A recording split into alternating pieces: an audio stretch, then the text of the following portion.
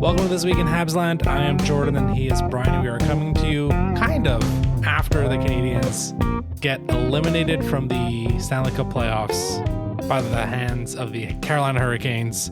Here's the thing, everyone. Going to be fully transparent. Bryan and I are recording this or starting our recording during the second intermission. So we don't know what the final score is yet. Having said that, I think we've seen enough, Bryan, through the last 3 games and 2 periods that we can call it. You know, this is kind of like the Ryder Cup games in golf where you get to a certain score and you kind of just say, you know, you take your cap off and you shake stretch out your hand and say good luck. Right. So we'll see. We have the game on. We're monitoring it, but for all intents and purposes, that's all she wrote for this year. Other thing I'll say, well, 2 things. First and foremost, as we transition to Offseason, Bryan and I are going to have episodes. We'll probably take about a week or so off and then be back with a season in review. We'll do our fun awards, our Habsland MVP. We'll probably make all that episode into one. Look forward into the offseason, the RFAs, the UFAs. Talk trade, obviously. Probably talk a little bit less draft, considering the Canadiens are going to be picking. I think it's going to be confirmed 28th, if my math is doing it right in my head right now. Yeah, that's right. And then we'll be there for the draft. We'll be putting out an episode likely the day after if the Canadiens make a trade. Draft day, we'll record. If not, we'll get you there the next day and then for free agency. So we'll still be hanging around. We want to thank everyone for, Bryan and I did not understand how much work this would be to record after basically every game. And we want to thank everyone for picking us up, listening to us after wins, maybe even more importantly, listening to us after losses, where I think actually, Bryan, we've been more coherent usually. So big thanks to everyone on that. That's the off-season programming. We're actually going to become This Week in Habsland again, where we record weekly. I realize you and I once upon a time talked about just changing the name to Habsland, but anyways, I digress. Okay, last note before I send it over to you, Bryan. This is likely going to be our most reactionary episode we've ever done, our most raw episode we've ever done, in part because the game is still ongoing. I think we pride ourselves on, the not missing the forest for the trees and having the big picture, the patient outlook. I don't know if we're going to successfully get there. You might bring us there today. I don't know if I can get us there, but you can talk about the game. I mean, I don't know if I want you to, but you can talk about Game 5 specifically, the series as a whole. Certainly, we didn't pod after Game 4 because truthfully, I think we have 90 minutes of recording of Game 2 and Game 3 where we said everything we needed to say. Pretty much. And Game 4 was carbon copy. I'll pass it to you. I've been talking for too long. How are you doing? I'm doing okay, man. The writing's been on the wall for a while for me. So the same way that you might, I don't know. It seems like this season has already been in mourning for me for a few days now. So it's not as if things have changed. And I was going to come into this with a question for you, and then you could throw it back to me. But I want us to both answer this question. At what point did you know it was over? And that's a 2-parter. At what point did you know this game was over? And then more importantly, at what point did you know the series was over? And we can call no like 98% because there's always that underlying hope that you have as a sports fan that never go. Like I'm still going to be looking at the game being like, oh, did we score the goal yet to break the shutout? Like, but you can't take that away from a sports fan who's diehard. That being said, I think most, if not all, Montreal Canadiens fans who have been watching the games, especially games 4 and 5, at one point recognized, good job, boys. Great season. You played 101 games, which, by the way, is the most ever for a Montreal Canadiens team. And you might say, that's crazy. We've gone to Cup finals and won them. You never needed 2 Game 7s to do that. There used to be 76 games and less than that prior. In the most, I should have had this in front of me, but yes, this is a very reactionary thing. In 2021's a shortened season. So that's 26 less games from the regular season. And then prior to that, it was 93 that you could argue, but that's a shortened regular season. So this is the most by, I think, a couple games. I think they never hit 100. I think the most was like 98 or 99. Anyway, who cares? That we've made the argument already, the defense of the team of like, they're exhausted. No one's played this many games before. Exactly. So anyway, at what point did you know the game was over? At what point did you know the series and therefore the season was over? Look, I'm probably too tired to yell about officiating, and I feel like we've done a decent job in these playoffs of not doing it too much. But that goalie interference call was it's brutal. I thought I was getting the non-call. You mean? Of course, yes. Yeah. Thank you. I don't know. Stankoven pushes Dobish's pad in. His pad lifts a quarter of a second later. It's on Taylor Hall's stick, and he scores. Once that went in, I was teetering, and then the Habs have a second power play opportunity. Yeah. First one was half decent. You and I were just talking about it. First one, like, there's a new hook chance in front set up by Texier where he whiffs on it. Slavkovsky had something on the left side. Second power play opportunity was dead in the water. Nothing. And that's when I was like, you know what? I don't think this is happening. And then, quick succession. So still at 1-0, but not, I think it was specifically that second power play opportunity. The series first intermission of game 3. It had been 4 straight periods. Look, game 1, it's the aberration. Game 2, the Hurricanes come back in the way you expect them to come back. It's kitchen sink. They squeak it out in overtime. Canadians could have easily won it. But in terms of the flow of the series, it had started trending one way specifically. And I was like, okay, well, let's see what the Habs look like on home ice. Couple days, they have the tape to look at it. And this is where I think the big discussion is going to be with this series specifically. Let's see what the coaching staff does. Let's see what they change. And I think that's when Veleno comes into the lineup for captain. But really, that first period of game 3, we saw nothing different. And then it's like, okay, hold on now. We have 4 straight periods of the direction of play going in one direction. Yeah. And I think at that point, and I can't remember what the score was. Carolina was probably leading. Canadians did not have a lead. Once game 1 ended, they never took a lead for the rest of the series. They tied it a couple times, obviously, with the overtime games in 2 and 3, but no leads. So that was it for me. First intermission of game 3, I was like, damn, you had the opportunity to adjust, and I'm not seeing anything with my untrained eye. What about you, Bryan? In terms of specifically for game 5, but really, I think the more interesting one is in the series. When did you kind of put your hand up and say, I think this one's done? I think series-wise, you're dead on. I wouldn't change your answer at all. My answer was going to be after game 3, but you're right. It's earlier than that.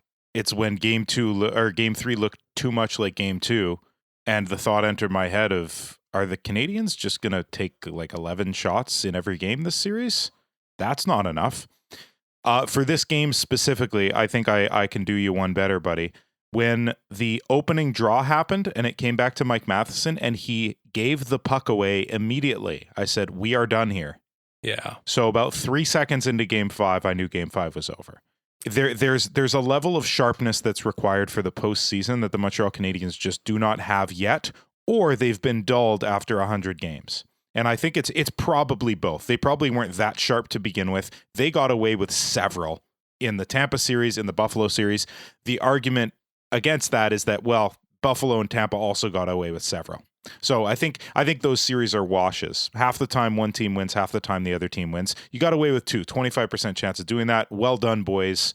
That's great. In this series, it just was kind of clear from the get-go of game 2 and obviously in game 3, like they just weren't going to pull it out. I do want to address something you said earlier, something you've said several times over the course of this series and in the Tampa series too, because alterations to the lineup or alterations to the play style or who's playing with who could have been a factor in this series. And they weren't, not because they tried it and it failed, but because they were afraid to try it.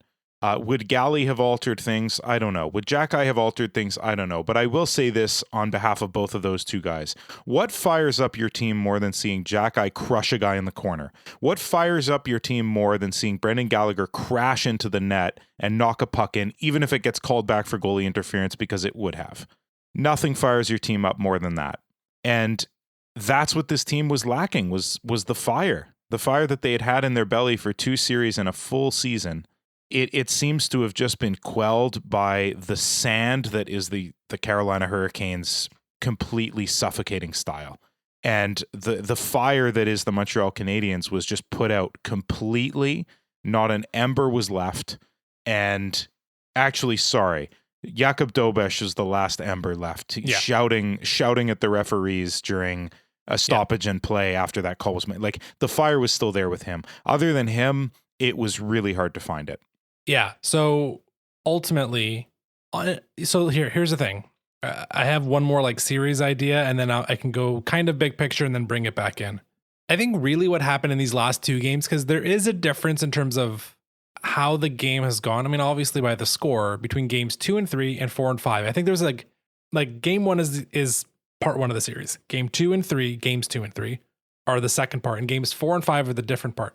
Something happened between game 3 and 4 where the Carolina Hurricanes successfully got in the Montreal Canadiens' head, and not in the way you typically think about it. Like it's mind games. It's Brad Marchand, Milan Lucic. It's, it's coaches talking to the media like John Cooper or Lindy Ruff and saying, hey, they're all divers. It wasn't that. It was just their relentless pace and overload, honestly, of attacking the Canadiens. It got in their head where the Habs started overthinking. And when you're already tired and now you start to overthink and doubt yourself and doubt your instincts. Yeah. It just exasperated the whole thing, which is why I think we can speak about it in the past, a degradation in the Canadiens' ability to create for chance generation, but also just execution. Because chance generation, it's probably the same between 2 and 3 and 4 and 5, but there's a difference in the score totals for a big reason, and I think it's that. Okay, we're gonna get to the St. Louis stuff in a second, but here I'll spin it positive for a moment. Great. I've spoken about I was mentioning this probably in like January and February. Like, hey, there's a lot of positives that can be gained if this team wins a playoff round, because it takes the pressure off your team. The part that I wasn't ready for in terms of like the positives of a deep playoff run, especially 2 rounds and getting 19 games, is you are basically, it's like you're playing a video game. You are unlocking levels where you're learning new things that I thought were reserved for 2 years from now. So 2 of the biggest negative takeaways, truthfully. One is the first line's inability to create at 5-on-5. Maybe not create, might be a bit harsh considering the numbers will show the second and third round were slightly better, but certainly execute and get actual goals. I think if you go back to the Washington series, they have 9 goals in 24 games at 5-on-5, those 3 guys. Many of I think that would mean, if my math is right, about 13 of their goals are on the power play, those 3 guys in these 4 series. Okay, now the good news is this could have been something we only learn in like 2027 or 2028. We've learned it in 2026. So that's the good part. The bad part is that they had 19 games and I didn't see those guys adjust their style of play once. We don't know injury stuff, and I'll be really interested to see if A, Slav is hurt, and B, they admit he's hurt. Because if they admit he's hurt, it means it's either the game 2 fight with Hagel or the game 4 hit from Crozier. And I think both of them, the Canadiens, don't want that. And I think they would not want that information to say, hey, Juraj Slafkovsky was successfully rocked and we took him out, Tampa Bay. And that's what teams will do going forward. So I feel like it's an iffy thing to publicly admit that he got hurt. But I don't know, man, this guy's had no physicality. And we can have discussions at a later time about Caulfield and Suzuki. And then the other one is St. Louis. And that's where I really want to go. Didn't really see any adjustments. Part of St. Louis' superpower is the patience. And we talked about it in one of the game 2 or game 3 post-game pods of like, one of his great skills is his patience and letting things, giving it time, giving support, and just kind of like a safe space for some of these young guys to make mistakes and grow. Well, the problem is we saw very little in terms of adjustments games 2, 3, 4, and 5. And I think the coaching staff has to wear a lot of that, because I don't know. Again, maybe I'm missing something, but I really didn't see much change in these last few games, which again, this could have been a lesson that we learn about St. Louis and his coaches in 2029. Yeah. Or in 2027. We've learned it now. So that's the good news. The bad news is, you've identified a problem you might have only identified in 2 years' time if you didn't have these chances. Bad news is that it's still a problem. So yeah, what do you think about those? I think that's all really good stuff. And the most worrisome part of, I think the St. Louis thing, that's a relatively simple adjustment to make. To recognize when, I'm saying the word adjustment too much, but to recognize when an adjustment is needed is an adjustment Marty will make. He's too smart a guy to not realize it. The roster stuff is different slightly. Like, I'm talking in-game adjustments. I think that he's going to get more and more comfortable behind the bench because these were also 19 playoff games that he had never experienced as a coach before. So that's massive. That's absolutely massive. Like, is he the least experienced guy on that bench? He's not, because they have like Demidov and stuff. But yeah, anyway, who cares? These were important games for Marty St. Louis' development as well as a coach. But the off ice changes. That the ones that you can dwell on, the ones that you can think about and premeditate on, like the in-game stuff, shit's happening so fast. I don't fault him for not making an adjustment in real time. Even during an intermission, man, you got 15, 16 minutes to think about stuff. It sometimes is just not enough time to make the adequate call. If you have a night off in between two games and you don't adjust anything after looking like you've never looked that bad before, like they looked like they did when they were rebuilding in 2022. Yeah. That's how bad it was. And no adjustments came of it. So look, I don't want to spin your positive spin back to negative, but this to me seems like a lesson. Yes, we did learn it early. It would have been nice to have learned it a couple games earlier. That's all I'm going to say about that. On the top line stuff, the over-reliance on them in terms of offense was palpable. When you don't have a competent second line, and it's sad because I think Newhook and Demidov with an adequate centerman between them would have been an absolutely competent line. So it's not like all three of the guys weren't good enough. I think it's just missing a big piece. And that's the other major lesson that honestly we knew already, but it's just been absolutely confirmed. Like there is no second line center on this team yet. Maybe Hage is it, maybe not. We got to figure that out for next season. Absolutely for next season. Now you've gone this far, you don't take a step back. So there's an over-reliance. You need a full top six so that everything's balanced, so that you can kind of equate matchups a little bit better, get some advantageous matchups for your top line. Regardless of all that, though, at times they did get some and nothing happened. So that's a problem that they're going to have to solve. The other thing about that is like the one change we did see of Demidov going back with Slavkovsky, or I should say Slavkovsky coming back down, Newhook going up, that we saw, I believe, in Game 4. It was too little too late, but they were trying something at least. Maybe that's the future line anyway. Maybe Caulfield and Suzuki get somebody else. Maybe stuff changes. Like I know from the start we've loved the Suzuki, Caulfield, Slavkovsky thing. I don't know. Okay. This playoff run made me very nervous about it. So here's the thing. I understand your comment about you need other guys so you can take some of the spotlight away from, and the fact that like when Carolina wants, they can put their best defensive pair and their best preferred forward trio out there to go up against Suzuki. Whereas in reality, when you have two lines that are dynamite, you'll often see coaches split that up. You'll have a preferred defensive pair go with one line, and you'll have a preferred forward trio go with the other line. Canadians are often, I mean, we saw it in the Tampa series, they get everybody. They get Cirelli and they get McDonough. Right. So they had to deal with it. So I hear you on that. And in my opinion, like the biggest thing they have to figure out in the offseason is they need two top six forwards. All due respect to Alex Newhook, they need two. But where I'm going to stop short on is like the first line, and I don't know how much of this is baked into Slavkovsky, but certainly with Caulfield too, like they never adjusted how they played. They never you have to realize after a while, look, Carolina was so good at forcing the Habs to the outside. Now, a lot of it is because they're just hooking and holding 70% of the time, but like whatever. There was still a decent success with that in the Tampa Bay series as well. Buffalo's a bit different. Buffalo's a bit more wide open. But Slav, Suzuki, Caulfield never really adjusted to just throwing stuff on that. They never became more direct. They never, and when I mean more direct, I mean literally just shooting the puck on the net or driving to the net more consistently. Right. Caulfield, I don't know, can't remember the last time Caulfield drove to the net when there's been a bit of traffic in front. It doesn't happen. It never changed. They were still overly, the term people use is like too cute, right? Like they were never simplifying their game. So that's where I saw like, sure, I get it. Like you want a dynamite second line to help alleviate some pressure, but like I didn't see them kind of like develop like an expansion pack for like playoff hockey for the first line. And that to me is the most single disappointing thing from this entire run. They still produced 15 goals in 19 games. It's not zero, but me, it was the lack of like, oh, they have found like a playoff grit style way to play when the main stuff isn't working. By the way, the main stuff never worked. Caulfield was basically like, he played like a 20 goal scorer in these playoffs. He did. not a 50 goal scorer.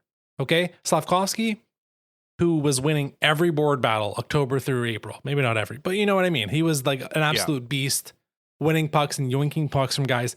None of that. And even Suzuki, like, and I find a lot of us have a challenging time trying to isolate what is going on with Suzuki. And there might certainly be an injury there, but like, and honestly, half these guys might be injured. But Suzuki as well was not as efficient in terms of capitalizing on his opportunities. He has that huge moment in the overtime in game 3.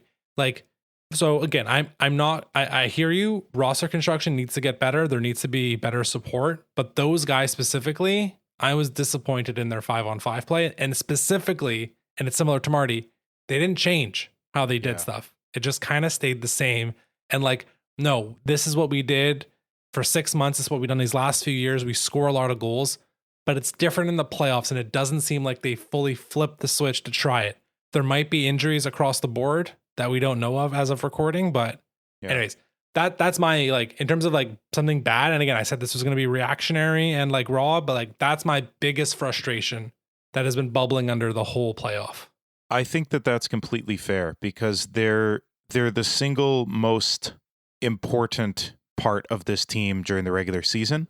And with such incredible success breeds expectations. And when you don't even live up to those expectations, let alone go over them like you should in the playoffs, I think it's completely reasonable for you to have that take of the players who we trust most to be clutch and to be the most important guys on the ice just flat out weren't. The clutchness was gone. I'd be lying if, and I hate even saying this, but I'd be lying if the word Pacioretty didn't enter my mind a few times while watching this postseason. And not just everybody's going to think I'm talking solely about Caulfield because that's the sniper now. Sure, it applies to Caulfield. It applies to other guys too. Disappearing in the playoffs is a major issue, and it's one that plagued the Toronto Maple Leafs through their, recent 20 years, and you don't want to become that team. The silver lining in that is, you've said it before, we've made it to the third round now. The pressure is relatively off. The pressure now becomes what the pressure of the Carolina Hurricanes has been. They've just gotten through their, well, in 15 minutes, they will have gotten through theirs. They're not being able to get through the conference final. Now it's the Montreal Canadiens' turn with this core. It's nice to have gotten this close this early.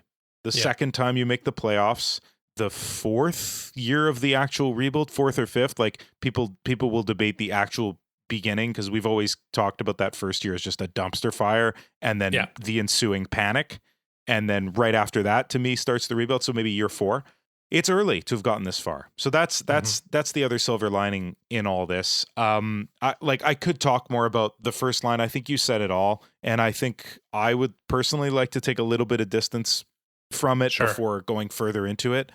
One guy who I didn't have that issue with, and nobody should, is Lane Hutson, who was one of the best players on the Montreal Canadiens this past season and continued that amazing play through the playoff run. So if you want the antithesis to the top line of like somebody who gets up even more in the playoffs, look no further than Lane Hutson. That's been awesome. I'm trying to think of another positive place to take this. I don't know if you've got one, buddy, but I might be at the end of my rope. No, and that's fair. I think we can start to wrap this up because, first of all, you're right. It is, we need a week. We need to hear what they say afterwards and need some time to separate from the specific loss, because I guarantee you, like, these teams that make it deep into the playoffs, you don't remember how painful it was at the end. Like, we're going to remember, like, I promise everyone right now, you're going to remember winning game 5 against Tampa and the Texier goal and the game 7 Suzuki tip with the New Hook weird side of the net goal. You're going to remember beating the crap out of Buffalo 3 times in that series. You're going to remember the New Hook overtime winner. You might even remember game 1 of the series. You're not going to remember getting destroyed here. Like, look, 31 teams get eliminated every year. The Canadiens are the 30th. Yeah. So only one team doesn't get eliminated. That's how it works. At one point, this team had to die. It's unfortunate it's happened the way it has. But again, you wish it wasn't as decisive and that there was a bit more. I don't even know if I want to call it a fight. Like, Carolina was just suffocating. Like, this series is way more about Carolina than it is about Montreal, right? It's a UFC match where you have an incredible grappler versus a stand-up fighter. And the stand-up fighter was tired and made a misstep and fell down, and the grappler sat on them for 4 games. And that's all it was. So it's perfect. That's exactly it. It's just complete suffocation. Yeah, look, I think we can look.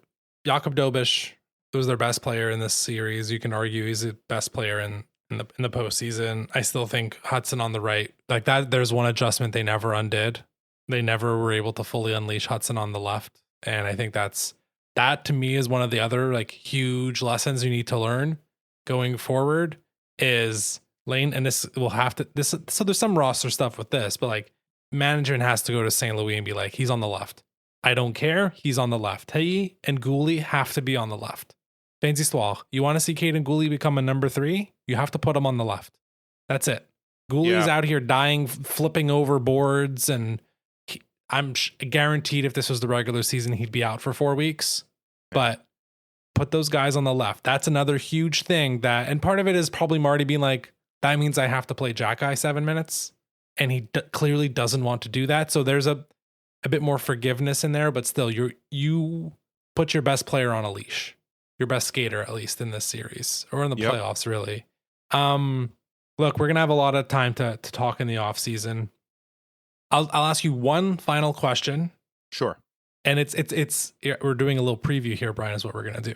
Our next episode, we're going to do our our full season review, which the centerpiece of it is our Habsland top 5, the 5 Habs MVP. Who are the 5 best players? Now, in years past, obviously the first 2 years we did this, the Habs missed the playoffs. It was just a regular season award. Last year, there was a bit of a postseason, but really just a sampling. This year, they had 19 playoff games. That's that's basically an extra 20% worth of games, and all worth way, way more. Do you find that if you took a snapshot at the end of the regular season and a snapshot right now, that there's a significant difference in how you would have ranked your top 5? I'm not saying regular season versus postseason. I'm saying, April 15th, what was your top 5 and how that has evolved over the last 6 weeks? I don't know how much you've thought about it, but has there been some movement? You don't have to get into details. That's for the next episode for people to listen to, but just to give them a little taste.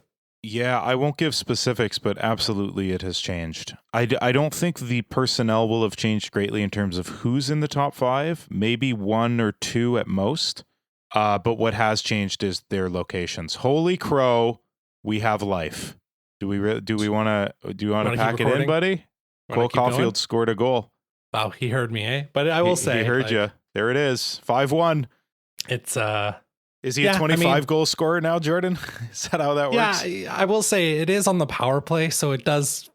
My point though? Stands. I was going to say this earlier. That was worrisome to me, is how bad the power plays looked. Just the entry. Like this was a lesson I thought they had learned 2 years ago. Anyway, sorry. It's nice fine. Goal, Cole. 5-hole on a bad goalie that you should have shot on more, you guys. One thing I did say, I think I put this out on Blue Sky in game 2. Might have been beginning of game 3. Get to 20 shots and you win a game. They never got back to 20 shots, unless they're maybe bordering on it now. Oh, but that just is cheating. This doesn't count. Sorry. Go back to your preview of your Habsland MVPs. Right. Well, I mean, that's one guy that might take a drop right there. Caulfield, sneak preview. There's certain people that will not drop. Absolutely. There's certain people that will rise up, and there's certain that will drop based on the playoffs. I think if you took a snapshot of those 2 times, that would be my answer. If it was regular season versus playoffs, there might be 3 or 4 different people in there. That's a good one. Which is fascinating. Actually, 4 is a stretch. I think there are 3. I think you can say 3. It. If it was just playoffs, Newhook's in there. Yes. Obviously, Dobeš and Hudson. Yes. Dano. I would say Suzuki probably still squeaks on with Dano. That's probably, is that 5? I think we got I think 5. Those are the 5. Yeah. I think those are the 5. There's an argument for Dobson, his and late Evans. Entry. Evans, sure. Yeah, Evans that's not a bad one. Guy. So, yeah. Look, what I'll say in terms of my regular season, again, snapshot of April 15th versus snapshot of May 29th, I think every single person has changed the order. I don't think there's one person that is in the same spot that they were from when the regular season ended to when the playoffs have ended. If you want, buddy, we could do both when we do our episode. Why don't we do both? I think it's a worthy discussion. I think Yeah. absolutely it is, because it's not to come back to Bergevin like we always frickin' have to, but like it's that idea of certain players get you to the playoffs and certain players get you to the promised land. And Yeah. it's nice when your top end players are both of those things, but when they're not, discussions have to be had. So I think that would be an interesting dive at the very least, like if nothing else. Yeah. Okay. So we'll wrap it up there. That's a prelude to what will be basically the centerpiece of our conversation for our next episode, which we will commit to coming out sometime between June 8th and June 10th. We'll do what we can scheduling wise to make it for the 8th, but if not, don't hold us to it.